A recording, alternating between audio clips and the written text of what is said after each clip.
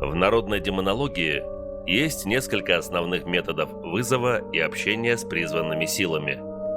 Вызов маятником, вызов доской Уиджи, вызов на перекресток, вызов в зеркало, вызов к кругу с треугольником проявления или без него, или алтарю. Такой перечень обусловлен доступностью данных методик и их наглядностью.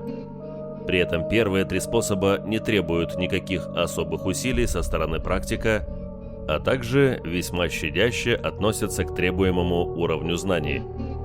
Первые два способа, маятник и Уиджи, любят за то, что с их помощью можно получить не какие-то размытые образы, а вполне конкретные слова и буквы, складывающиеся в целые осознанные тексты. Правда, это совершенно не снижает возможных рисков, но за простоту всегда приходится чем-то платить. В интерпретации многих современных традиций считается, что за работу той или иной сущности достаточно оставить откуп. На деле это не совсем так. Помните, что им всем нужно? И как вы считаете, ваша душа и водка соизмеримы? Лично я в этом сомневаюсь. Демоны, бесы, черти и так далее, для удобства объединю, понимают только два языка. Язык торга за душу и язык грубой силы. С языком торга, договорами, разберемся позже. А под языком силы я понимаю самое простое грубое подчинение. Кто сильнее, чья воля выше, тот и прав. Может быть, у человека воля выше демонической? В принципе, да.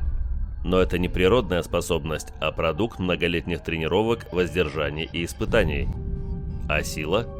Таких сильных людей – единицы. Поэтому давайте будем считать, что сила демона выше человеческой. Зато человек может заручиться поддержкой сил, которые соизмеримы с демоническими. Для этого в классической демонологии уделяют массу времени и внимания изучению священных имен, специальных слов силы, наработке особого покровительства и прочим вещам, которые помогут спасти вашу душу. Что касается торга, договоров, тут требуется не только острый ум, но и большой багаж знаний и опыта в области рассматриваемого вида контактов. Как я уже сказал выше, при любой форме договоренности вас все равно обманут. Почему? Потому что, еще раз повторю, это их природа. Ну и еще потому, что у них за плечами колоссальный опыт обмана, сравнимый разве что с историей существования человека как биологического вида. Но ситуация совсем не так безвыходна, как кажется. В природе есть такой закон, согласно которому все происходит наименее затратным путем. Вода всегда обтекает преграды, электрический ток всегда идет по пути наименьшего сопротивления. Точно так же и при работе с демонами. Они все равно обманут, это верно.